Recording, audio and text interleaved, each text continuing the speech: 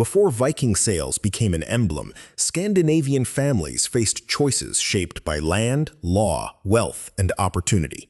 The people later compressed into one name never formed a single nation, army, ethnicity, or way of life. They spoke related languages, worshipped with regional variations, and belonged to households whose loyalties could shift dramatically. Some crossed seas for profit or power, while many remained home, producing everything that overseas ventures required. So the useful question is not which modern identity fits them best. It is how particular people became raiders, traders, settlers, captives, mercenaries, rulers, or several of these across one lifetime. Geography offered possibilities without dictating a uniform Scandinavian response to them. Norway's broken coastline, Danish straits, Swedish lake districts, and Baltic shores supported different combinations of farming and movement. Communities organized themselves around households, local assemblies, patronage, and obligations rather than loyalty to a Viking flag. Modern borders between Denmark, Norway, and Sweden cannot simply be projected backward onto the 8th century.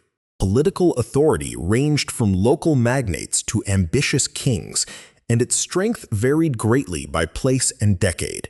An armed voyage needed ships, crews, provisions, intelligence, and leaders capable of promising an acceptable division of returns. None of those requirements made departure inevitable because the same resources also served fishing, transport, trade, and migration. A household considering an expedition weighed harvest schedules, available labor, personal alliances, danger, and possible rewards. That choice immediately separates a Viking activity from a permanent Viking identity. The Old Norse noun commonly associated with the word could describe an overseas raider, while related expressions concerned such expeditions. Medieval usage was never perfectly consistent, yet it did not normally designate every inhabitant of Scandinavia. Foreign writers preferred labels reflecting their own geography and political experience.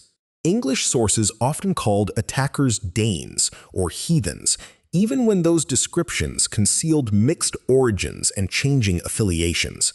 Frankish annalists commonly used words meaning Northmen, defining newcomers by direction rather than a shared self-declared nationality. Along eastern waterways, terms connected with the Russ and Varangians developed within different linguistic and political settings. These names reveal encounters, but none provides a complete census of who the travelers believed themselves to be. Contemporary observers also wrote for churches and courts whose priorities shaped what they recorded. A monastery suffering attack had compelling reasons to describe violence, but little reason to inventory Scandinavian agriculture. Royal annals followed fleets, tribute, and war because those events threatened rulers and demanded political response. Silence about peaceful labor, therefore, cannot turn raiding into the normal occupation of an entire population. Archaeology changes the scale by uncovering longhouses, byres, fields, workshops, landing places, graves, and market settlements.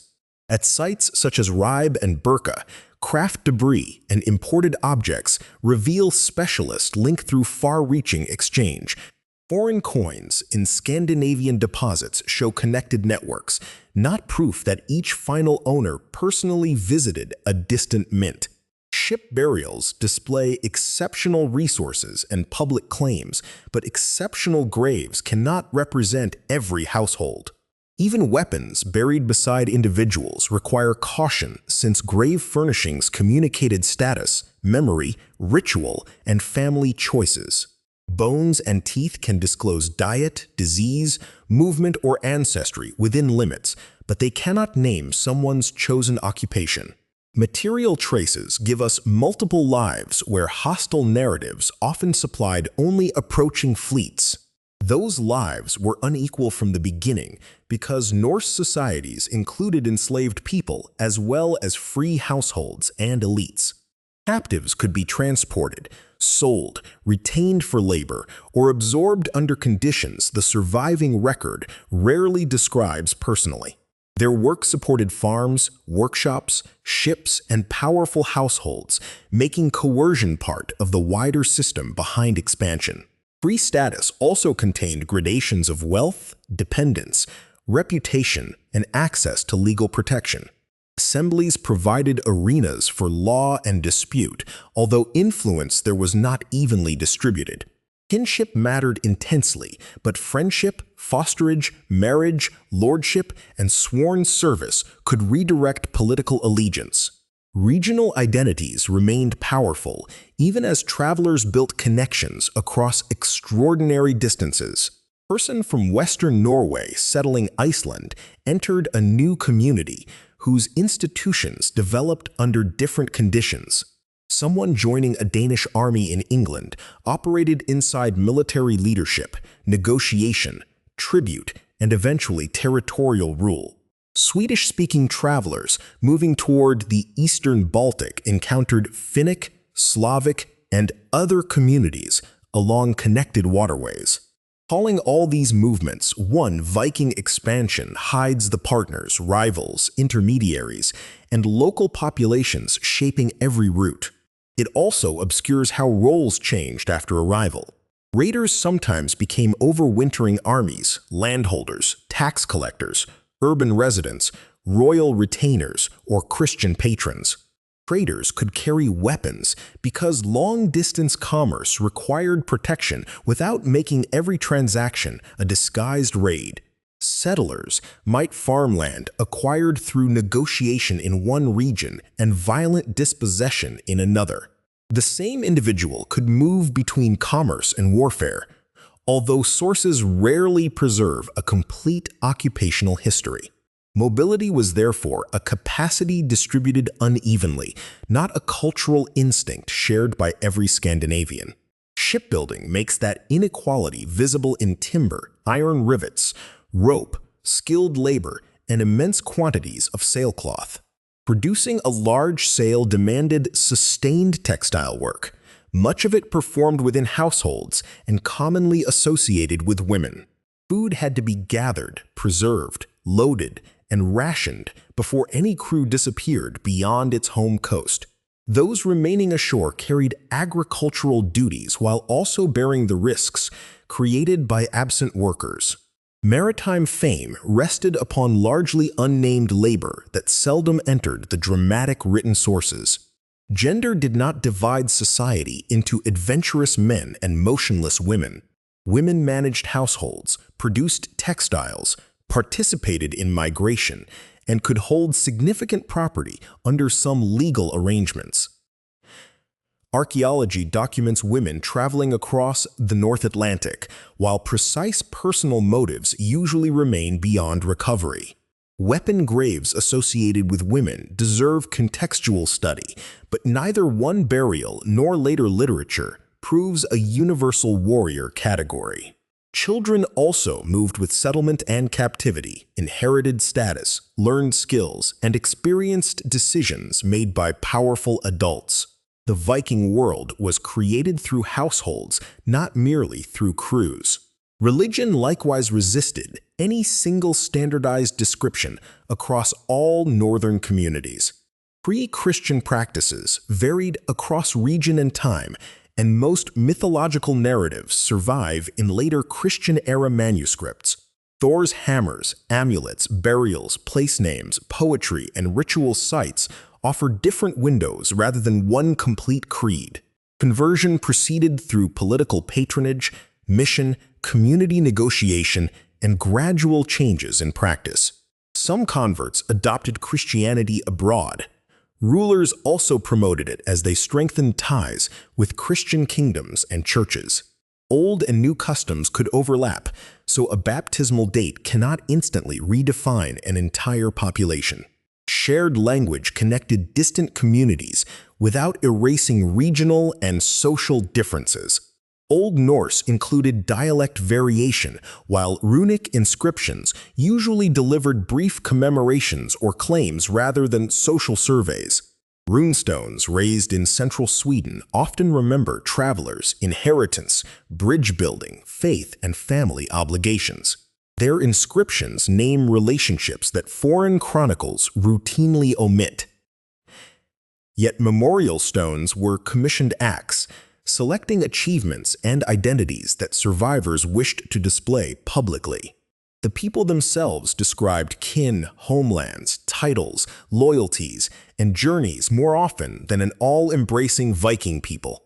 Growing political consolidation further altered what collective belonging could mean. Kings seeking wider authority claimed tribute, organized defenses, controlled markets, sponsored Christianity, and sometimes monumentalized their ambitions. The gelling monuments in Denmark connect royal commemoration with territorial and religious claims, not the birth certificate of a timeless nation.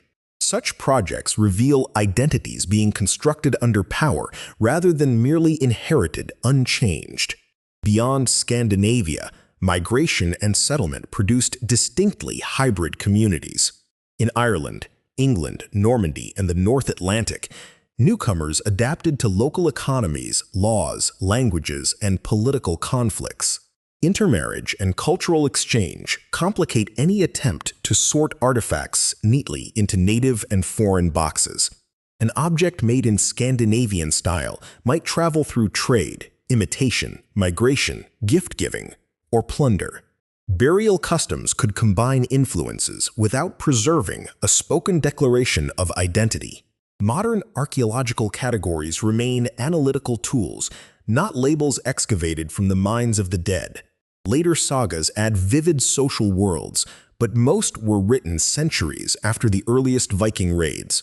They can illuminate medieval Icelandic memory and literary values while requiring comparison with earlier poetry, inscriptions, and archaeology. Popular culture then selected helmets, ships, warriors, and gods to build an even more unified image. That image succeeds visually because it removes the unstable affiliations that made the period historically dynamic. Who, then, were the Vikings when the evidence is allowed to remain uneven? They were not everybody from the north, and they were not separated cleanly from farmers, merchants, or settlers. The term works best for particular maritime activities and participants, provided it does not swallow entire societies. Behind those activities stood communities divided by wealth, freedom, gender, age, region, belief, and access to power. Their ventures connected seas and rivers, bringing exchange and migration alongside tribute, conquest, enslavement, and displacement. No single motive explains departures that occurred across 3 centuries and an enormous geographical range. Profit mattered, but so did political exile, service, settlement, alliance, coercion, family strategy, and royal ambition. Likewise, no single endpoint transformed every descendant of Scandinavian migrants into something wholly different. Identities changed locally as travelers became neighbors, rulers, subjects, spouses, Christians, and ancestors. The familiar warrior silhouette captures one moment when a weapon and voyage aligned. It cannot show the crew member's previous harvest, later household, legal allegiance, or descendants' adopted language. Recoverable history becomes clearer when that silhouette opens into choices and constraints. Viking was something certain people did, sometimes decisively, within societies that were always larger than the voyage.